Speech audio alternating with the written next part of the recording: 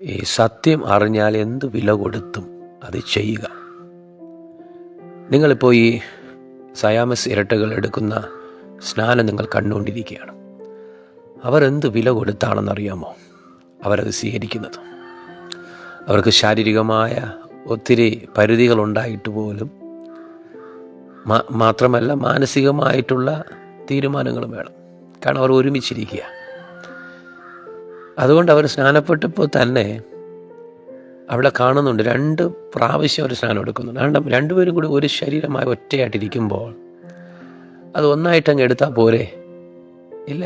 കാരണം സ്വർഗത്തിൽ അവർക്ക് 2 തേജസ്സുള്ള ശരീരങ്ങളെ ദൈവം കൊടുക്കും.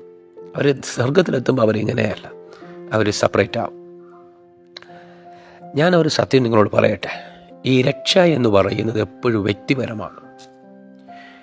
ഈ സഭകളെടുത്തു നോക്കുകയാണെങ്കിൽ ഇപ്പം പെന്റക്കോസ്റ്റുണ്ട്, CSI ഉണ്ട്, മർത്തോമയുണ്ട്, കത്തോലിക്കയുണ്ട്, ലൂതറൻ ചർച്ചുണ്ട്, യഹോവ സാക്ഷിക്കാരെന്ന് പറയുന്ന വേറൊരു ഗ്രൂപ്പ് കിടക്കുന്നു, രക്ഷാസൈന്യം എന്ന് പറഞ്ഞ വേറൊരു ഗ്രൂപ്പ്. ആയിരക്കണക്കിന് ക്രിസ്ത്യൻസ് ഫെലോഷിപ്പുകളുണ്ട്. എന്നാൽ ഈ CSI ചർച്ചും പെന്റക്കോസ്റ്റ് ചർച്ചും ഏകദേശം ഒരുപോലെ അടുത്തു വന്നിട്ടുണ്ട്.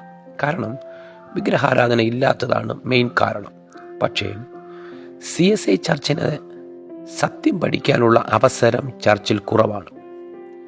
സ്നാനം അത് മുഴുകലാണ് എന്ന സത്യം CSI വിശ്വാസികൾക്കും അച്ഛന്മാർക്കും 90% പേർക്കും ഇതറിയാം. പിന്നെ എന്തുകൊണ്ട് ഇങ്ങനെയുള്ളവർ ഈ സ്നാനം സ്വീകരിക്കുന്നില്ല? ഉത്തരം: ദൈവത്തെക്കാൾ ഭൂമിയിലുള്ള മാന്യത, അവസരങ്ങൾ, സ്ഥാനങ്ങൾ ഇതെല്ലാം അവർ ഇഷ്ടപ്പെടുന്നു. ഉദാഹരണം പറഞ്ഞ SIC സർട്ടിഫിക്കറ്റ്, ഡീക്കൻ, കപ്പിയാർ, Sunday school teacher, choir leader. എൻ്റെ സഹോദരങ്ങളെ, ഈ സ്ഥാനങ്ങളിൽ നിങ്ങൾ തൂങ്ങിപ്പിടിച്ച് കിടന്നാൽ നിങ്ങളുടെ നിത്യത നഷ്ടപ്പെടും. പിന്നെ അച്ഛനോട് ബൈബിളിൽ നിന്നും വല്ല സംശയം ചോദിച്ചു നോക്കി. അച്ഛൻ പറയും അത് മറഞ്ഞു കിടക്കുന്ന വെളിപ്പാടാണ്, അത് നമുക്കുള്ളതല്ല എന്ന് പറഞ്ഞ് കൈയൊഴിയുന്നവരെ കാണാൻ പറ്റുന്നുണ്ട്. ഇനി ഞാൻ നിങ്ങളോട് ചോദിക്കട്ടെ, സ്നാനത്തെ ഞാനിപ്പോൾ അവിടെ നിർത്തും. നിങ്ങളിപ്പോൾ സ്നാനം കേട്ട് നിങ്ങൾ മടുത്തു പോയവരാണ്. സത്യം അറിഞ്ഞിട്ട് നിങ്ങൾക്ക് സ്നാനപ്പെടാൻ പറ്റുന്നില്ല. സ്നാനം അവിടെ നിൽക്കട്ടെ. പക്ഷേ പരിശുദ്ധാത്മാവിനെ പ്രാപിക്കണ്ടേ? ദൈവത്തോട് സംസാരിക്കുന്ന അന്യഭാഷ വേണ്ടേ?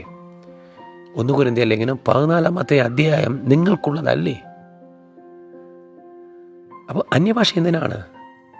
ദൈവത്തോട് സംസാരിക്കുന്ന ഭാഷ, മനുഷ്യനോട് സംസാരിക്കുന്ന ഭാഷയുണ്ട്, അവിശ്വാസികളോട് സംസാരിക്കുന്ന ഭാഷയുണ്ട്. അന്യഭാഷ ദൈവത്തോട് സംസാരിച്ചാൽ മാത്രമേ സ്വയമായി ആത്മീക വർധന ഉണ്ടാവുകയുള്ളൂ. എന്തുകൊണ്ട് നിങ്ങൾക്കിത് കഴിയുന്നില്ല? നിങ്ങൾ സത്യം അന്വേഷിക്കുന്നില്ല. സത്യം നിങ്ങൾ അന്വേഷിച്ചാൽ നിങ്ങളത് കണ്ടെത്തും.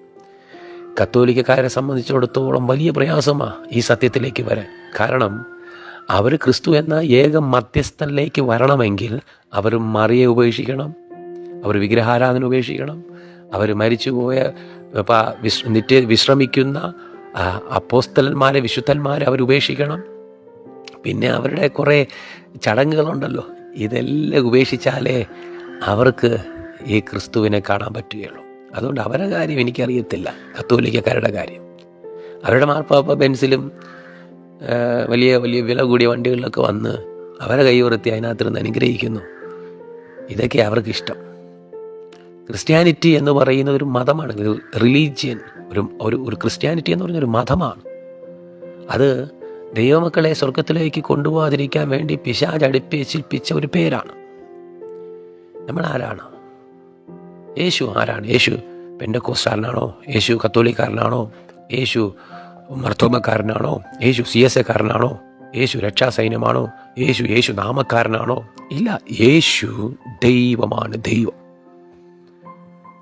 യേശു ദൈവമാണെങ്കിൽ, യേശു പിതാവാണെങ്കിൽ നമ്മളെല്ലാം അവൻ്റെ മക്കളാണ്. ഓക്കെ?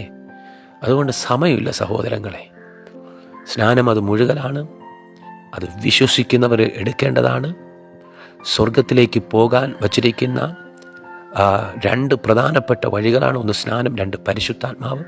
ഇത് ഞാൻ പലപ്പോഴും പറയാറുണ്ട്. ഒരു പക്ഷിക്ക് 2 ചിറകുള്ളതുപോലെ സ്നാനം എന്ന് പറയുന്ന ഒരു ചിറകും പരിശുദ്ധാത്മാവ് എന്ന് പറയുന്ന ഒരു ചിറകും. ഇത് രണ്ടും പൂർണ്ണമാണ്.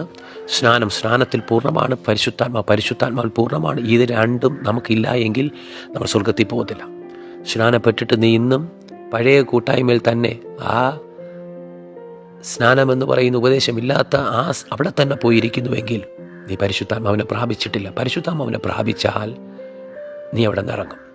കാരണം സ്നാനം നിനക്ക് രഹസ്യമായിട്ട് എടുക്കാൻ പറ്റും, പക്ഷെ പരിശുദ്ധാത്മാവിനെ രഹസ്യമായിട്ട് പ്രാപിക്കാൻ പറ്റത്തില്ല. പരിശുദ്ധാത്മാവ് രഹസ്യമായിട്ട് വരല്ല. പരിശുദ്ധാത്മാവ് വരുന്നത് പരസ്യമായിട്ട് വരും, നിന്നെ പരസ്യപ്പെടുത്തും. സമയമില്ല, തീരുമാനിക്കുക. എത്രയോ വട്ടം ഈ സത്യത്തെക്കുറിച്ച് നീ കേട്ടു, പക്ഷേ നീ ഇന്നും സ്ഥാനങ്ങളിൽ തൂങ്ങിപ്പിടിച്ച് കിടക്കുക.